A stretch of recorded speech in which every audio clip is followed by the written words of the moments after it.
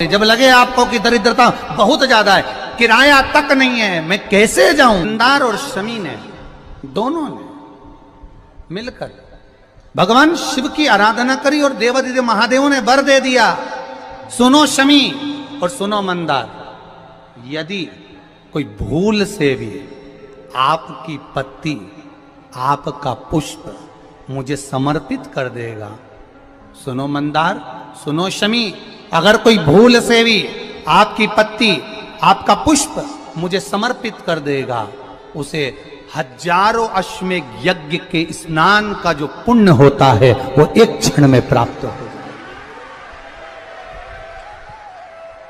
हजारों अश्वमेघ यज्ञ का पुण्य, हजारों अश्वमेघ यज्ञ का पुण्य एक क्षण में प्राप्त हो। ये मंदार, ये शमी, हजारों अश्वमेघ यज्ञ का पुण्य एक साथ।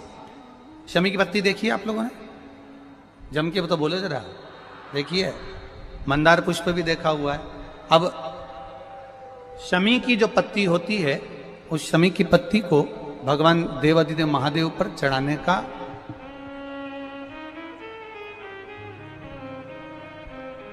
शमी की पत्ती जो होती है, उस शमी की पत्ती को चढ़ाने का एक नियम भी होता है। थोड़ा सावधानी से सुनना इस नियम को, जो आपके जीवन को सार्थक बना सकता है। शमी की पत्री को चढ़ाने का एक नियम है, बड़ा सुंदर नियम, आपके जीवन में उतारने लायक।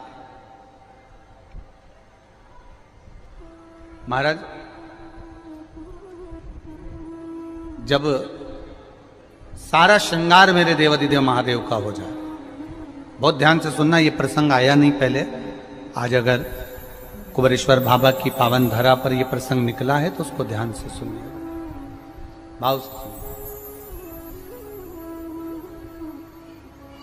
पत्ती, शमी की जो पत्ती होती है, उस शमी की पत्ती को कब, कैसे और कहां चढ़ाना चाहिए, और शमी की पत्ती का फल क्या होता है, वो भी अपन समझ लें उसको। शमी की पत्ती, संपूर्ण स्नान भगवान का हो जाए, संपूर्ण स्नान। आप समझें उसको, जैसे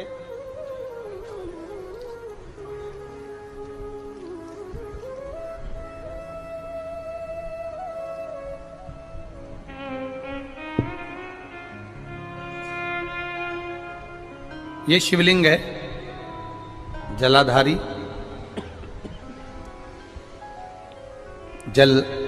निकल कर जाने का स्थान, गणेश, कार्तिकेय, अशोक सुंदरी, जलाधारी मतलब माता पार्वती जी का हस्त कमल, शिवलिंग, शिव का स्वरूप, ऊपर जो जलाधारी लगी है उसमें से एक एक बूंद जो पानी नीचे गिर रहा है, जो पानी नीचे गिर रहा है, शिव जी की बेटियां जया, विषहरा, शामली बारी, दौतली, देव, शिव जी की पुत्री बेटियां। अब जब देवादिदेव महादेव को शमी का पत्ता चढ़ाया जाता है, कब चढ़ाते हैं, जब आपने संपूर्ण जलाधारी को हाथ से साफ कर दिया हो, शिवलिंग पर जल चढ़ा दिया हो, शिवलिंग का पूरा श्रृंगार आपने कर दिया हो, संपूर्ण श्रृंगार मेरे देवादिदेव महादेव का हो गया, संपूर्ण श्रृंगार। बाबा को चंदन का लेपन, अबीर, गुलाल, अक्षत, बेलपत्र, धतूरा, जो भी तुम्हें चढ़ाना है सब कुछ तुमने चढ़ा दिया, सारा श्रृंगार मेरे देवादिदेव महादेव का हो गया।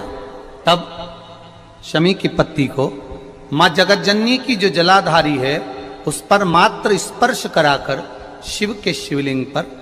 आखिरी में समर्पित कर देना चाहिए, जिससे हमारी मन की जो कामना है वह मां जगत जननी देवादिदेव महादेव से उनके कानों में श्रवण करा। शमी पत्र का एक बात और स्मरण में रहे, शमी पत्र की बहुत एक बात और अपने स्मरण में लीजिएगा। शमी पत्र की